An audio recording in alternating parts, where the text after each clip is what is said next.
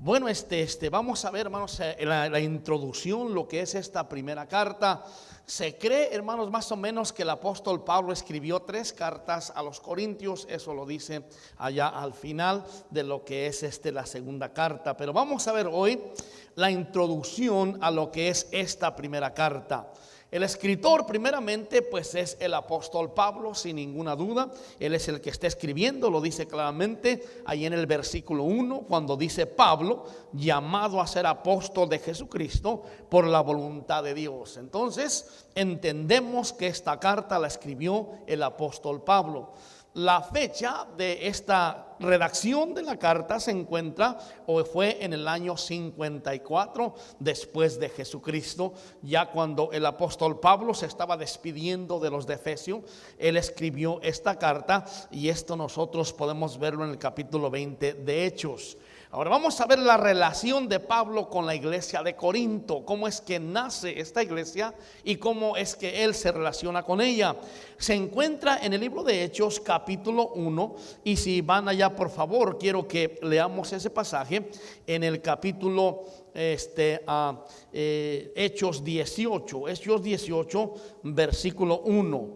Quiero que vean cómo comenzó o cómo dio la iniciación o inauguración de esta iglesia. Dice el versículo 1: después de estas cosas, Pablo salió de Atenas y fue a Corinto, y allí halló a un judío llamado Aquila, natural del Ponto, recién venido de Italia con Priscila su mujer. Por cuanto Claudio había mandado que todos los judíos saliesen de Roma, fue a ellos. Y como eran del mismo oficio, se quedó con ellos y trabajaron juntos, pues el oficio de ellos era hacer tiendas. Y discutía en la sinagoga todos los días de reposo y persuadía a judíos y a griegos. Y cuando Silas y Timoteo vinieron de Macedonia, Pablo estaba entregado por entero a la predicación de la palabra, testificando a los judíos que Jesús era el Cristo. Pero oponiéndose y blasfemando estos, les dijo, sacudiéndose los vestidos: vuestra sangre sea sobre vuestra propia cabeza, yo limpio desde ahora me iré a los gentiles. Y saliendo de allí, se fue a la casa de uno llamado Justo, temeroso de Dios, la cual estaba junto a la sinagoga. Y Crispo, el principal de la sinagoga, creyó en el Señor con toda su casa, y muchos de los corintios, oyendo, creían y eran bautizados. Entonces el Señor dijo a Pablo en visión de noche: no temas, sino habla y no calles, porque yo estoy contigo, y ninguno pondrá sobre ti la mano para hacerte mal, porque yo tengo mucho pueblo en esta ciudad. Y se detuvo ahí 1 año y 6 meses enseñándoles la palabra de Dios. Entonces, en este pasaje nosotros vemos cómo es que comienza esta iglesia, cómo el apóstol Pablo incluso pasa 1 año y medio enseñándoles, adoctrinándoles y también compartiéndoles todo lo que es las enseñanzas de las escrituras. Así es que no se trata de que cualquier cosita de que ellos escucharon, sino que en verdad ellos fueron edificados y ellos fueron bien enseñados por el apóstol Pablo y sus compañeros que se encontraban en aquel lugar. Ahora ustedes noten que allí está hablando acerca de un hombre que se llama Crispo. Crispo es el principal de la sinagoga, un judío.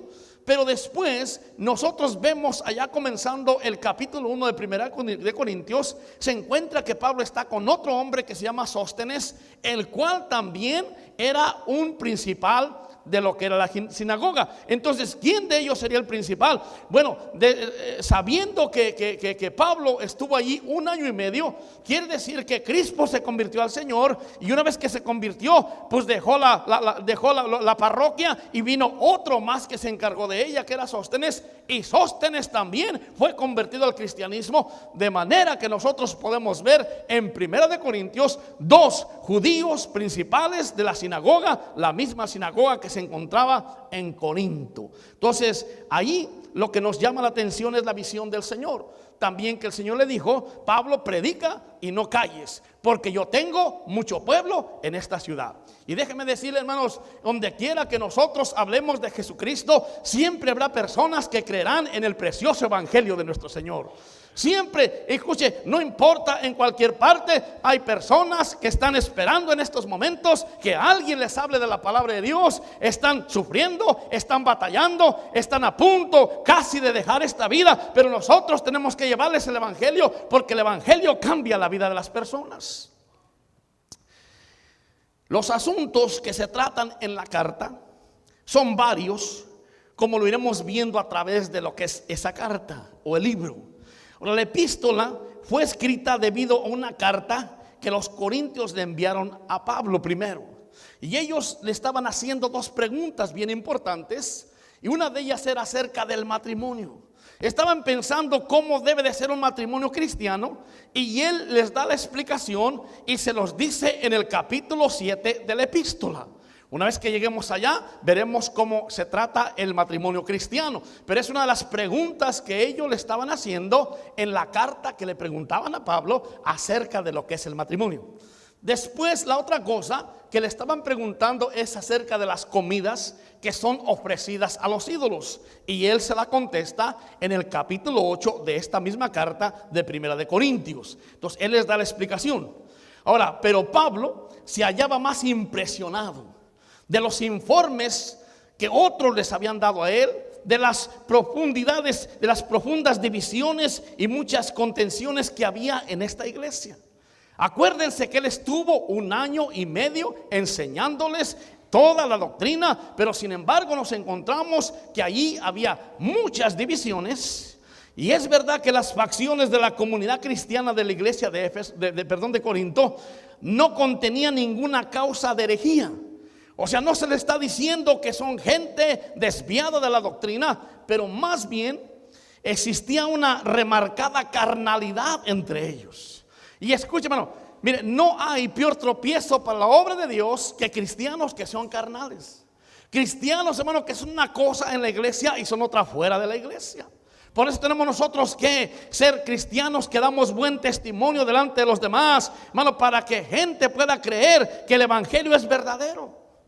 Su admiración que ellos tenían por la sabiduría y también por la elocuencia, que era una de las características entre los griegos y sigue siendo hoy.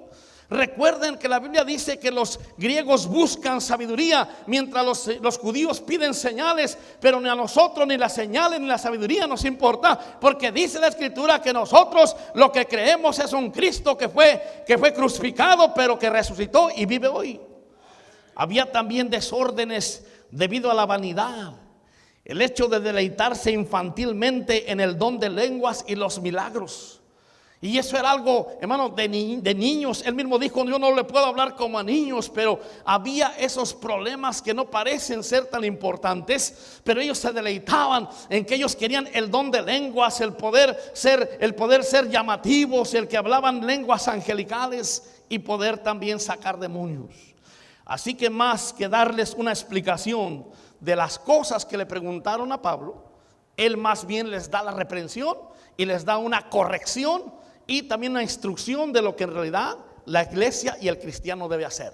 Entonces, por eso es que nosotros llamamos a la Primera de Corintios como una carta de reprensión y fuerte reprensión. Pero vamos a ver la introducción. Mire, estos versículos que nosotros leemos, Pablo tenía el cuidado de hacer saber a la gente que él les amaba. Y eso es muy importante. Mire, un pastor, un líder, debe de poder instruir, debe de reprender con fuerza, pero también tiene que hacer saber a la gente que es un hombre que le ama, que le muestra que le importa su vida, que le muestra que le importa, que sus familias son importantes, que sus hijos son importantes. Y mire, el apóstol Pablo, él no pasó por alto. Antes de reprenderle, les escribió estos 9 versículos que nosotros vimos. Y de esta manera sabrían que a él le importa su bienestar y los corazones pueden ser edificados con la enseñanza, con la palabra. Y este es un principio que nosotros debemos de aplicar aún con nuestros hijos. Porque muchas veces nosotros queremos reprender a nuestros hijos antes de mostrarles que les amamos.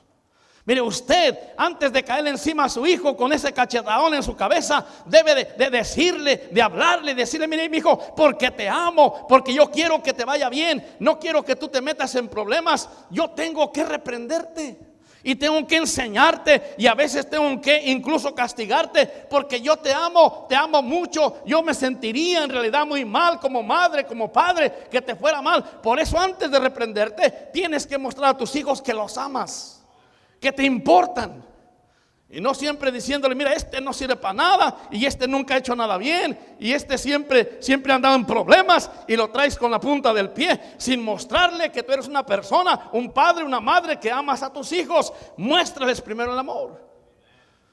Y así fue como el apóstol Pablo, mire, él comienza a hablarles así. Mire, esto es lo mismo en el ministerio también. No podemos comenzar a regañar a los hermanos sin antes mostrarles que nos importan como personas. No puede uno de repente y decirle: hermano, mira, ya te he dicho muchas veces, no hace las cosas bien. Antes tienen que saber: este líder que tengo me ama, y él se preocupa por mí, y él quiere que yo salga bien. Y entonces después podemos nosotros con amor y también a veces con fuerza el poder reprenderles. Pero hermano, la reprensión la gente no lo puede recibir si nosotros no les mostramos primeramente que les amamos. Si usted es líder en la iglesia y usted está, vamos a suponer, de ujieres, de maestros, y usted nomás cuando dice: hermano, ¿dónde andabas? ¿Quién sabe? A lo mejor tuvo un accidente. A lo mejor algo le ocurrió en su familia. A lo mejor y no comencemos a hacer desusiones de que mira, se durmió, de que mira, no se levanta temprano, de que anda agüitado. No, hermano, tenemos nosotros que pensar: a lo mejor está pasando por un problema, y hermano, ¿cómo te puedo ayudar? Es como cuando se aplica una inyección. Primero con un algodoncito te comienzan a tallar allí y se siente fresquecito. Y después viene una agujota como que llega casi al hueso. Pero te estaban preparando porque te iban a dejar caer una agujota grande. Pero esa aguja te sirve. O sea, la medicina que te va a sanar, que te va a ayudar. Y entonces tú la recibes. Pues mire, me dolió mucho como me picó, pero gracias. ¿Ah? ¿Por qué? Porque me sirve. Entonces, imagínate que alguien, hermano, te diga: pues vengo a que le ponga inyección, y nomás te dobla y vamos.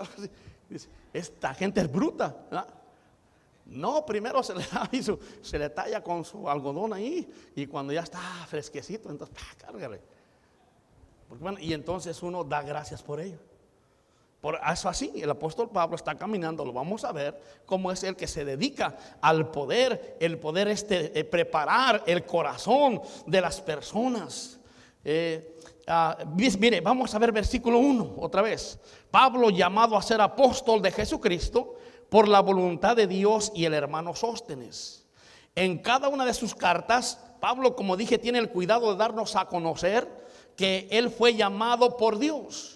No se llamó él mismo, ya que Dios mismo lo llamó. Porque una gran cantidad de cristianos en sus tiempos, ellos pensaban que a Pablo no lo llamó Jesucristo, porque Jesucristo llamó a los pescadores de Galilea, y llamó a aquel que estaba sentado en los tributos públicos, y llamó a Natanael que estaba bajo la higuera, y Jesucristo no llamó a Pablo para que fuese parte de los discípulos. Pero después, en el capítulo 9 de Hechos, personalmente Jesucristo tumbó a Pablo, lo dobló hasta el piso y le dijo: Pablo, ¿qué quieres que yo haga?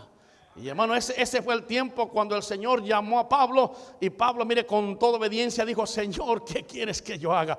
Y hermano, yo creo que hace falta que el Señor nos dé una revolcada así para decirle: Señor, ¿qué quieres que yo haga?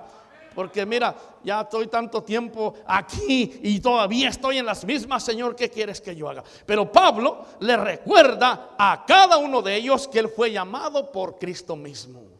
Entonces, no hay duda, pero los corintios tenían esa idea de que él no era un apóstol.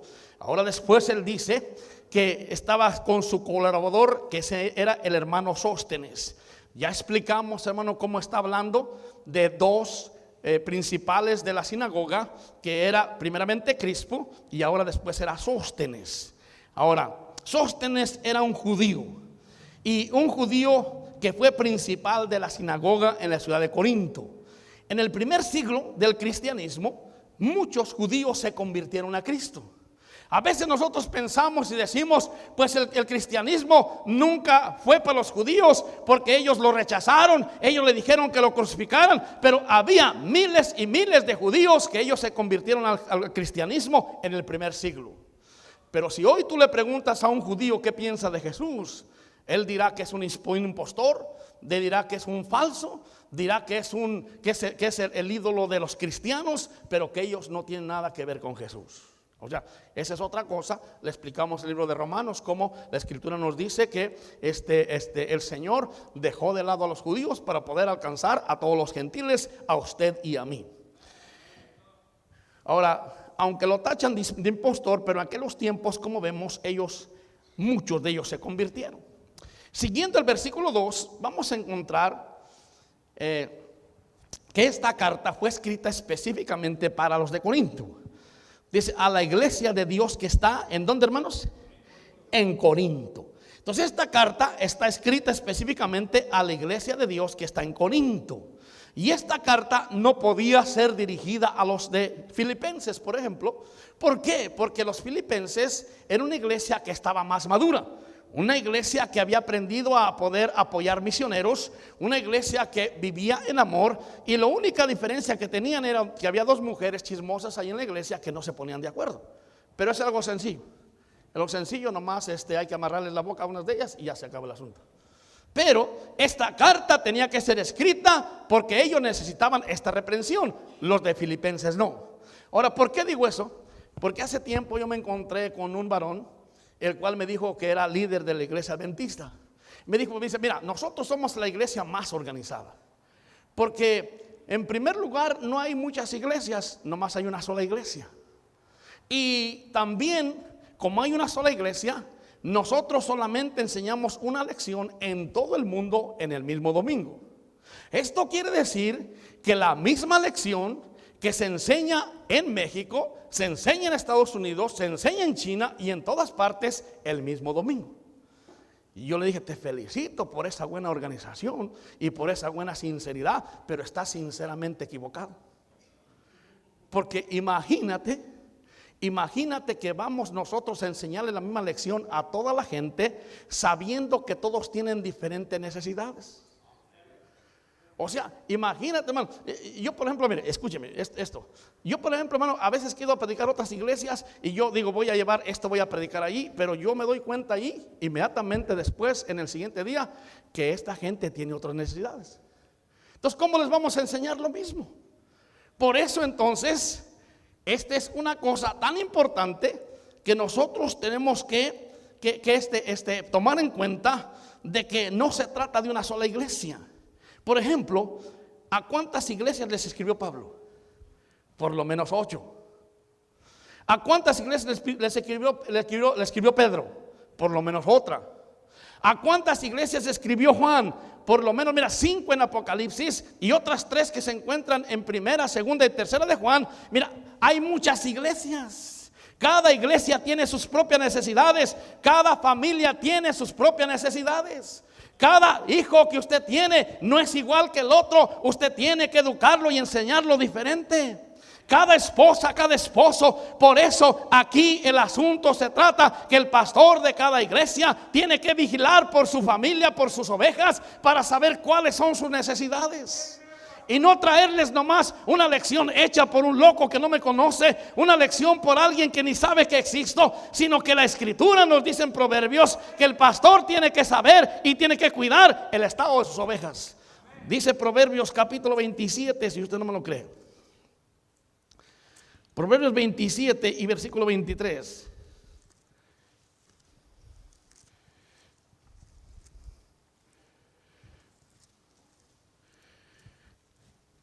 Versículo 23, estamos ahí. Sé diligente en conocer el estado de ¿quién? De tus ovejas, y mira con cuidado por tus rebaños. Por eso otra vez lo digo, hermano, a mí no me importa lo que pasa en otra iglesia, me importa lo que pasa en mi iglesia, porque esta es mi iglesia, yo soy el pastor de esta iglesia y los hermanos que se reúnen aquí, yo soy el responsable de poder alimentarles, y así de esa manera dice la escritura claramente que uno es el responsable por poder alimentar a las ovejas lo que necesitan. Por eso, hermano, ustedes no vienen a la iglesia a escuchar lo que a ustedes les gusta, deben de venir a escuchar lo que necesitan. Porque a veces queremos comer un pasto que esté delicioso, que nos pase bien, pero a veces vas a tener que comerte una comidita que te puede raspar, pero tú vas a decir, es la que necesito porque ando medio flaco de las patas. Entonces, ¿qué le puede aprovechar a alguien en otra parte y lo que yo pueda enseñar si yo no lo conozco? Me dijo el hombre, cuando yo le expliqué esto, pues es muy interesante conocer la doctrina bautista. Me gustaría saber más, me dijo. Le dije, pues todo está claro en la escritura, todo está claro en la Biblia. Pues ya me convencí, dice, pues no puede ser una sola iglesia, tiene que haber varias iglesias. Exactamente. Ahora la segunda parte del versículo que nosotros vemos en 1 Corintios, el 2, allí nos involucra a todos los creyentes. ¿Cómo? Entonces, ¿que no fue escrito para los de los Corintios? Ahorita te voy a explicar. Ahí nos involucra a todos nosotros. Mira lo que dice la segunda parte de ese versículo 2 que estamos viendo. A la iglesia de Dios que está en Corinto, a los santificados en Cristo Jesús, llamados a ser santos, pero después dice con todos los que en cualquier lugar invocan el nombre de nuestro Señor Jesucristo, Señor de ellos y nuestro. Escuche, hermanos, cuando nosotros recibimos, dice la escritura, cuando invocan el nombre del Señor Jesucristo, entonces ya la epístola está escrita a la iglesia de Corinto, que en esos momentos necesitaban de esa fuerte reprensión, pero de vez en cuando nosotros vamos a necesitar también la fuerte reprensión. Y llegará el tiempo que nosotros tenemos que sacar las enseñanzas de ese libro para entonces aplicarlas a nuestra vida, aplicarlas a nuestro hogar, a nuestra persona, porque a nosotros nos van a servir ahora. Lo que les sirvió a los corintios nos va a servir a nosotros en este tiempo. Y después, entonces dice el versículo 3: gracia y paz a vosotros de Dios nuestro Padre y del Señor Jesucristo. Hermano, él continúa la carta con un buen deseo. Acuérdense que el apóstol Pablo trae una espada para poder darles una estocada, para poder darles una fuerte reprensión. Pero él está preparando el corazón de ellos para que cuando él venga, entonces ellos puedan recibirlo como una edificación, no como una destrucción. Por eso él todavía les dice, a él está deseando gracia y paz. Pero gracia y paz ¿de quién? De Dios y de nuestro Señor Jesucristo. Queremos ver la palabra gracia. La palabra gracia, o sea, esas dos palabras que son tan importantes. La palabra gracia, hermano, bíblicamente quiere decir que es un don gratuito de la divinidad que eleva de forma sobrenatural al hombre a la bienaventuranza eterna. O sea, la gracia de Dios es un regalo que Dios le da a una persona después de ser pecador, condenado al infierno. Lo rescata para poder ponerle en lugares celestiales y les da el regalo, la bendición de la vida eterna. Porque la Biblia dice, por gracia sois salvos. Si aquí en esta noche hay alguien que dice, yo todavía no soy salvo, yo todavía no he recibido la vida eterna, si yo muriera en este día, no tengo la seguridad de que mi alma iría al cielo con Dios, quiero decirle, la gracia de Jesucristo le quiere dar a usted hoy el don, el regalo de la vida eterna. Una vida eterna donde no hay dolor, una vida eterna donde estaremos en el cielo gozando de las maravillas de Dios. Hoy en este día podemos decir con toda seguridad y con todo gozo que la madre de nuestro hermano Tapia está caminando por los caminos de oro y el Señor Jesucristo dice que la está guiando para poder ella conocer todo lo que se encuentra, porque el cristiano que muere creyendo en Jesucristo tiene vida eterna y no irá a condenación jamás. Pero es un regalo, es un don que Dios quiere dar a cada persona. Es la gracia de Dios. La gracia de Dios es un don gratuito Y cuando dice gratuito, quiere decir que no cuesta nada, más que solamente creer y confiar en lo que Cristo hizo por nosotros. Pero también dice la palabra paz. Esta paz de Dios no es una ausencia de guerra, ni tampoco de dificultades, como nosotros queremos escuchar. Y algunos grupos dicen: ven a Cristo y se te acaban todos tus problemas. La verdad, quiero yo decirle que eso no es verdad. Muchas veces hasta más problemas nos vienen, porque Satanás, él no quiere que uno de su grupo se vaya para lo que es el grupo del Señor. La paz, hermano, quiere decir que nosotros podemos estar aún entre los problemas en un estado de ecuanimidad, aún en medio de la batalla y la tormenta. Nosotros podemos estar confiados de que el Señor nos ayuda y no tenemos que andar preocupados y andar como gallinas descabezadas para allá y para acá. Mire lo que pasó allí en Lucas 8. Lo que pasa, los discípulos estaban con su maestro. Y dice el versículo 22. Lucas 8, 22.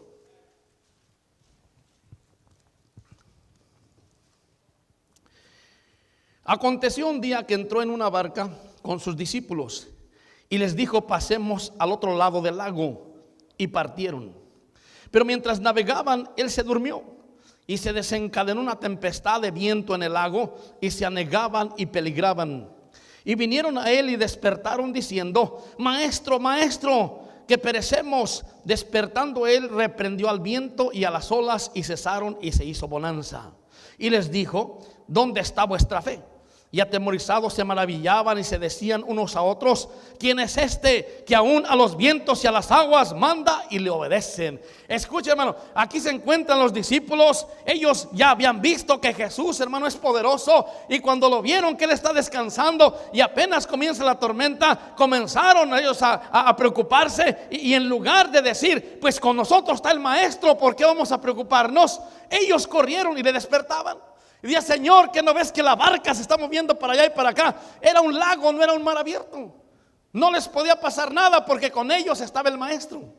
Pero ¿sabes qué, hermano? Muchos cristianos saben que el maestro está ahí, pero cuando viene la dificultad comienzan a asustarse y comienzan a decir: ¿qué va a ser de mí? Y comienzan a decirle: ¿qué me va a pasar? Oh, mira, hermano, ¿qué te puede pasar si estás en las manos del maestro? ¿Qué te puede pasar si en tu casa está el Señor, en tu familia está el Señor Jesucristo? ¿Qué te puede pasar?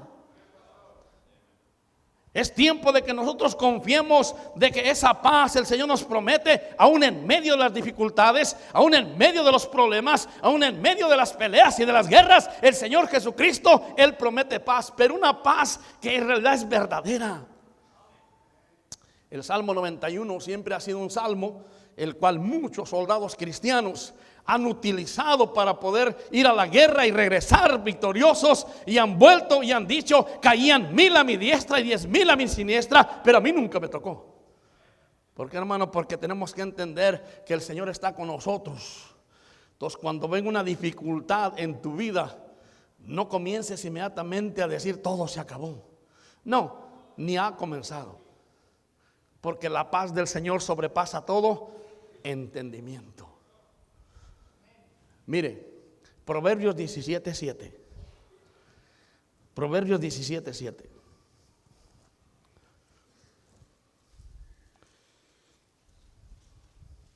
Proverbios 17:7, ¿verdad? ¿Qué dije? Proverbios 17:7.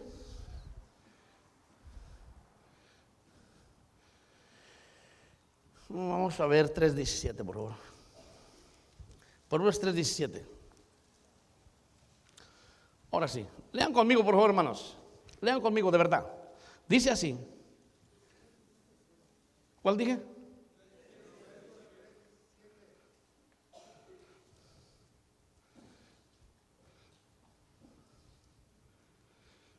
Ok, lean conmigo.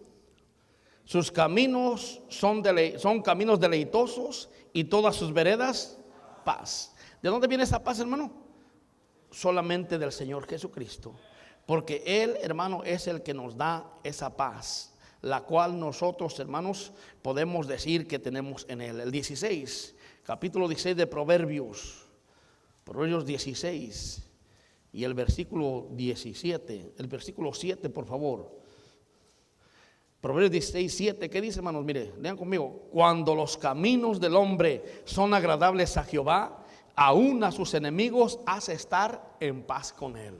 Bueno, cuando los caminos del Señor son agradables, hermano, cuando tú en realidad tú quieres agradar al Señor con tu vida, con tu testimonio, con tu vida cristiana, entonces dice la Escritura que aún a tus enemigos ellos van a estar en paz contigo. Aquel que te desea el mal hasta te va a saludar y te va a decir: ¿cómo le va, Señor? Se ve usted muy bien, mire qué rostro tan alegre se le ve.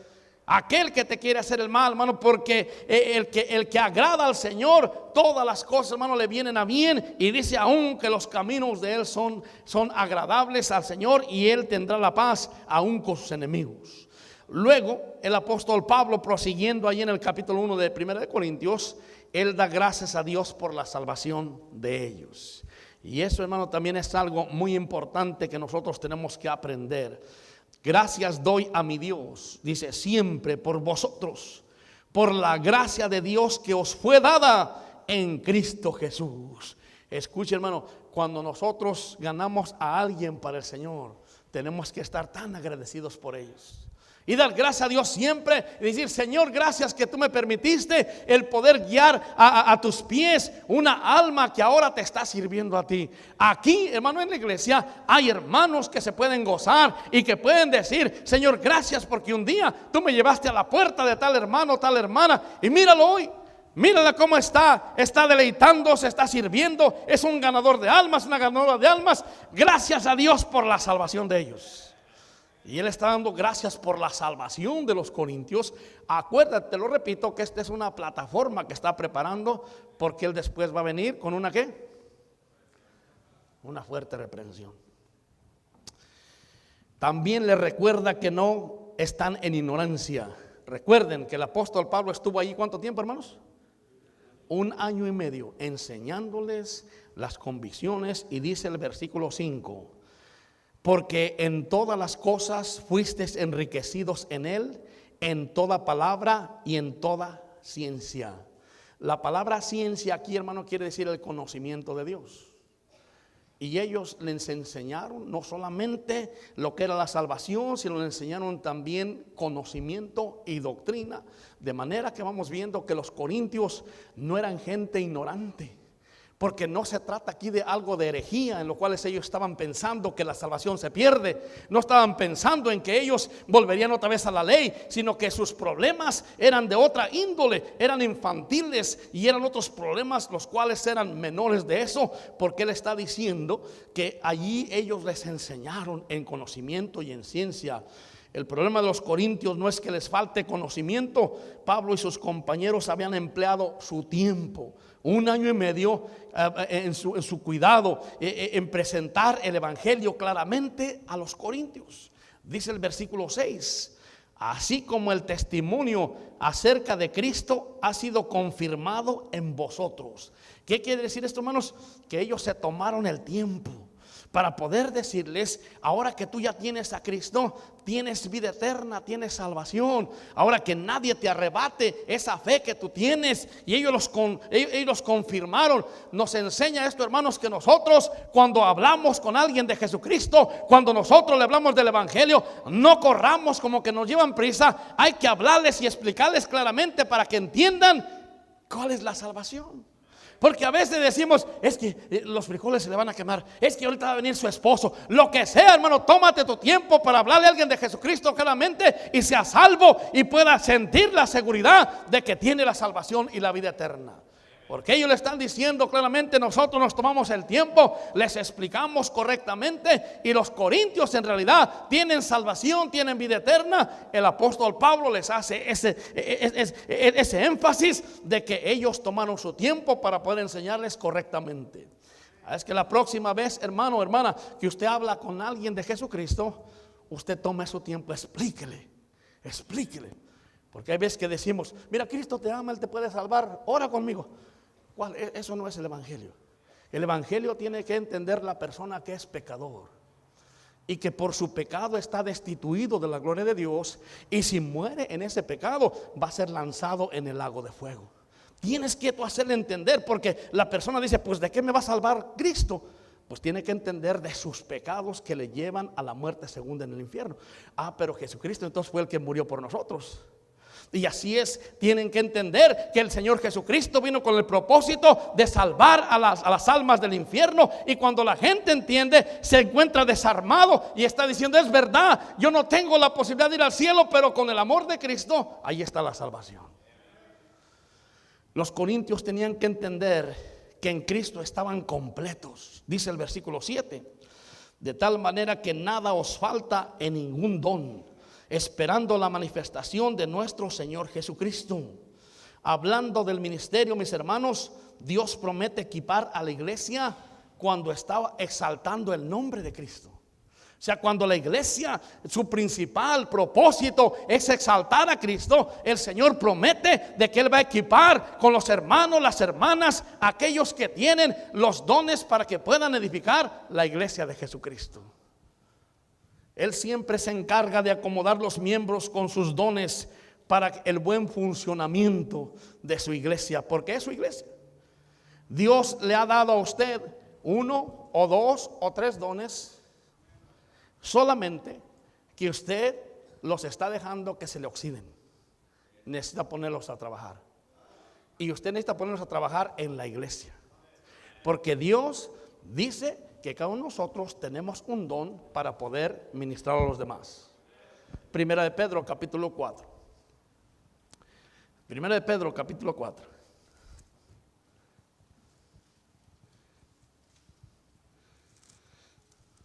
Dice el versículo 10. Cada uno. ¿Quién es cada uno?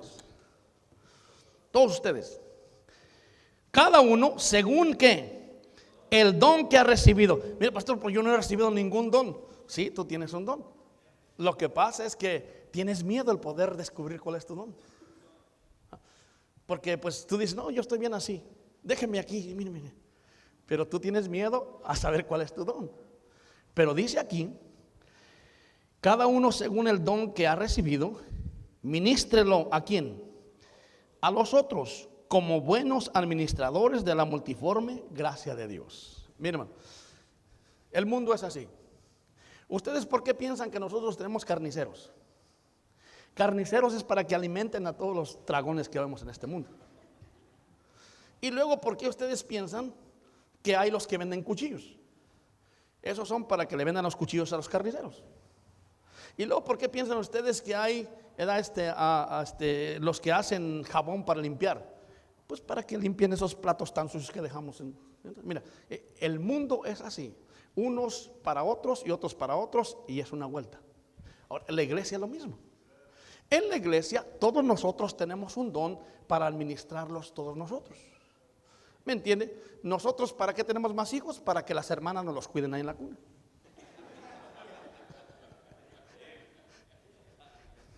Hermano, entonces nosotros, hermano, ¿por qué tenemos los sugieres? Para que los hermanos sugieres, ellos puedan servirles a ustedes en lo que ustedes necesitan. Si quieren un papel, pídanselo a ellos, ellos se los pasan. Quieren un lapiceros, se lo piden, pero no se lo llevan para su casa, se lo regresan si es de él. Pero los dones nos sirven para servirnos unos a otros. Es una vuelta.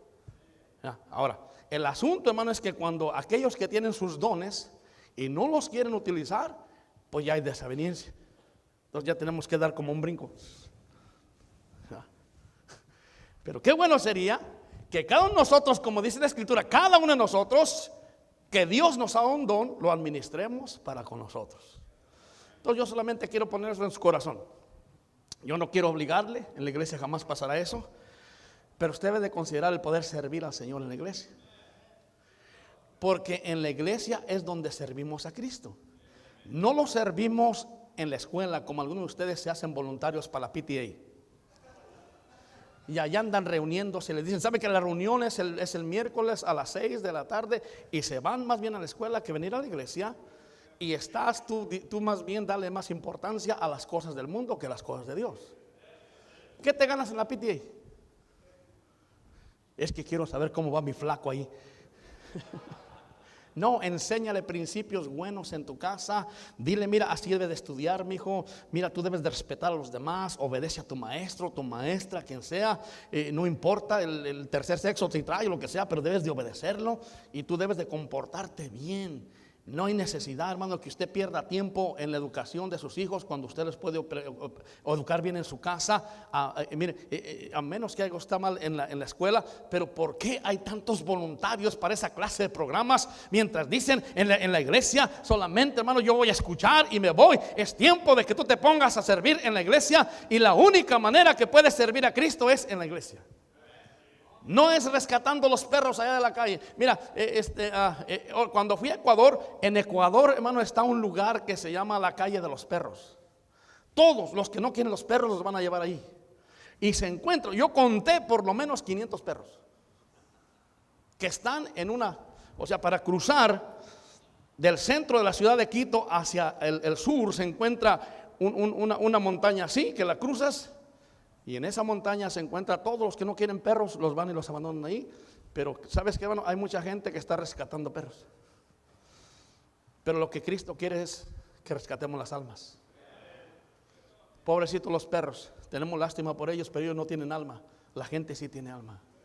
Y un perro que lo mata un carro, ahí quedó. Pero una persona que muere sin Cristo va al infierno. Por eso nuestro propósito más principal es rescatar las almas para que vayan al cielo. Vamos a ir terminando, hermanos. En el capítulo 1 de Corintios, el versículo 8, le da la primera advertencia acerca de lo que va a ser la razón de esta carta. El versículo 8, ya vamos a terminar, hermanos. ¿Estamos en el 8? Muy bien, dice el versículo 8 de esta manera: el cual también os confirmará hasta el fin, para que seáis ¿qué? Irreprensibles. Entonces vamos viendo que ya la dirección de esta carta se encuentra para que los cristianos puedan ser irreprensibles. ¿Cuándo? En el día de nuestro Señor Jesucristo, cuando Él venga. Un día va a sonar la trompeta, y un día los cielos se abrirán y Cristo aparecerá en las nubes y va a recoger su iglesia. Y en ese tiempo el Señor quiere hallarnos irreprensibles. ¿Cómo quisiera usted que le hallara el Señor? Dice la Escritura que muchos correrán avergonzados y serán salvos por su gracia, y los llevará y dirán: yo todavía me quiero quedar un tiempo aquí, pero el Señor los va a levantar de sus greñas y se los va a llevar. Porque muchos que aman más este mundo quisieran quedarse un poco más de tiempo aquí, pero sinceramente le voy a decir, no nos vamos allá por buenas personas, nos vamos allá por su pura gracia y su misericordia, porque Él nos ama. Así es que, hermano, quiero darle esta noticia: porque no nos preparamos para cuando Él venga, que nos halle sirviéndole a Él, que nos halle haciendo algo que en realidad, hermano, pueda decir: Señor, mira, aquí estoy para ti, y no nos encuentre y que corramos avergonzados. El último versículo, vamos a ver, es la columna de la epístola de Corintios, y es el principio bíblico por el cual los corintios y todos nosotros debemos de aguantar la reprensión que se nos va a dar. Versículo 9 dice así: fiel es Dios, por el cual fuiste llamados a la comunión con su Hijo Jesucristo, nuestro Señor. Escuche cómo hace falta madurez en esta área en todos los cristianos. Mira, está diciendo: fiel es Dios. Y dice que Él nos llamó, o sea, Él nos salvó. ¿Para qué, hermanos? Para tener comunión con su Hijo Jesucristo. Y lamentablemente hay muchos hermanitos que les gusta tener comunión con otros hermanos, quizá con otras personas, pero no con el Señor Jesucristo. ¿Por qué dice eso, pastor? Porque yo sé, tú no oras, tú no lees la Biblia, a ti no te importa el poder estar con el Señor Jesucristo. No me digas que tienes comunión con el Señor cuando nosotros tenemos aquí en la iglesia noche de oración y estás tú allá agarrando tu siesta y quizás comiéndote el pescado que a lo mejor se te va a atravesar una espina. Hermano, en lugar de que tú vengas a la oración y te quedas afuera en tu carro ahí con su panza para arriba, ¿cómo es posible? Y tú me estás diciendo que tienes comunión con Cristo. Si la comunión primero es con el Señor y después con los demás. Pero hay muchos que se esmeran ¿cómo le voy a quedar mal a este hermano? ¿Cómo va a ser posible? Yo tengo que sacrificarme. Con el que te tienes que sacrificar es con Él, porque la comunión es con Él.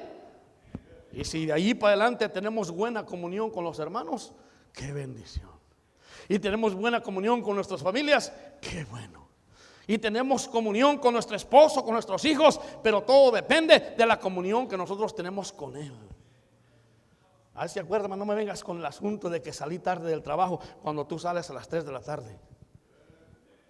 Y tú dices, yo oro en la casa, pastor. Eres un mentiroso. Porque si tú no tienes el carácter para venir a orar donde te lo exigen, donde te animan, no me digas que por tu propia voluntad tú vas a estar orando. Estás bien dormido.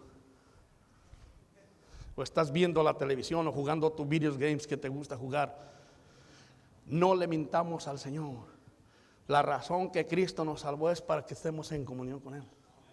Y tú no puedes estar en comunión con Él en todos tus entretenimientos que no te edifican. Ahora, lo más importante aquí es que Dios quiere que todo alma sea salva para tener comunión con Él.